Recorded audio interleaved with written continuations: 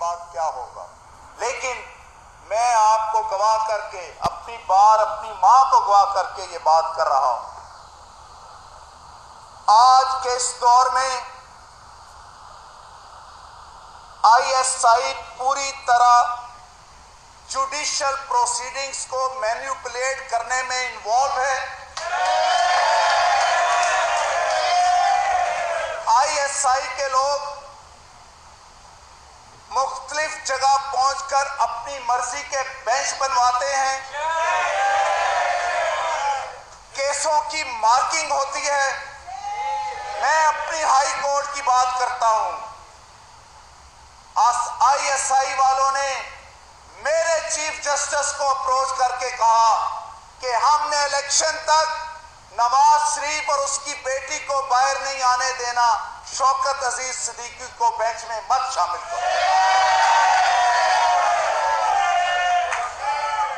और मेरे chief justice ने कहा जिस बेंच से आप इजी हैं हम वो बना दें। मुझे ये पता है कि सुप्रीम कोर्ट में किसके जरिए कौन पैगाम लेकर जाता है।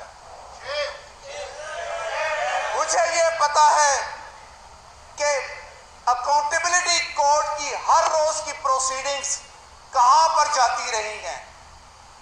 मुझे ये वजह मालूम है कि इस्लामाबाद हाई कोर्ट का स्टैट्यूट के मुताबिक इन अकाउंटेबिलिटी कोर्ट पर एडमिनिस्ट्रेटिव कंट्रोल क्यों खत्म किया गया, ताकि वहां पे कल कोई जज जाकर प्रोसीडिंग्स को ना देख सके।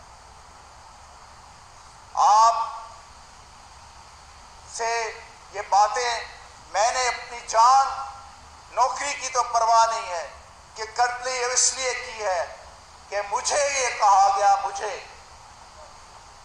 कि जनाब आप हमें एक एश्योरेंस दे दें कि हमारी मर्जी के मुताबिक फैसला करेंगे तो हम आपके रेफरेंस खत्म करवा देंगे।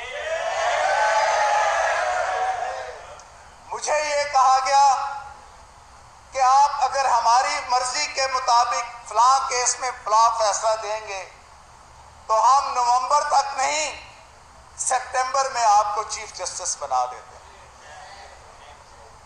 तो मैंने उन्हें कहा कि मैं अपने ज़मीर को गिरवी रखने से पहले है कि मैं मर जाऊं।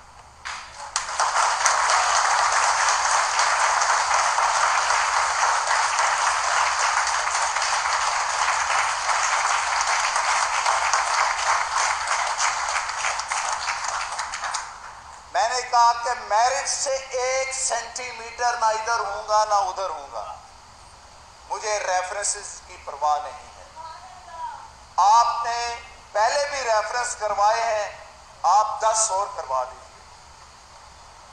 जब तक मेरे अल्लाह को मंजूर है कि मैंने इस सौदे पर रहते हुए अल्लाह की रजा की खातिर कोई काम करने हैं तो मैं करता रहूँगा, चाहे सारी दुनिया मेरे मुखालिफ हो जाए। और जब अल्लाह को मंजूर होगा कि मैं यहाँ पे काम नहीं करूँगा तो फिर तमाम ब्रिगेड भी इकट्ठे होके आ जाएं तो मेरा कुछ नहीं कर सकता।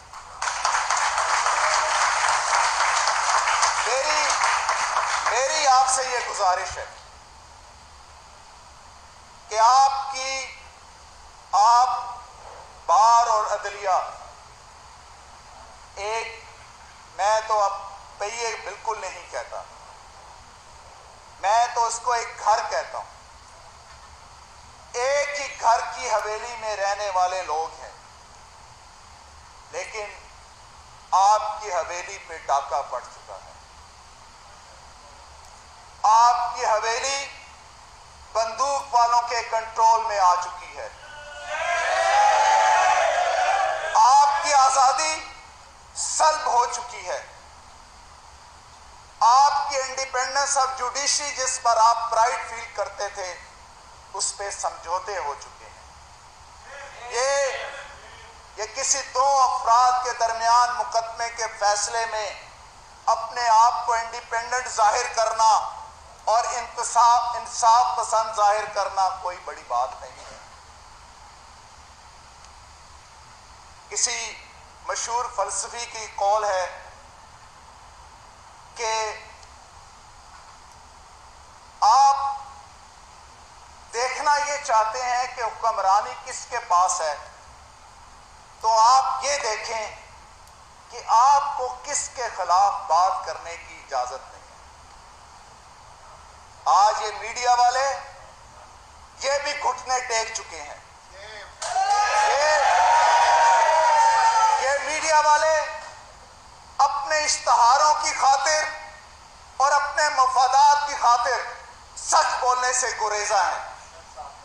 आज इस अदारे के ऊपर भी मर्जी के ट्वीट्स आते हैं, मर्जी की डायरेक्शंस आती हैं, मर्जी के प्रेस रिलीज आती हैं कि ये जारी करो और ये ना जारी करो।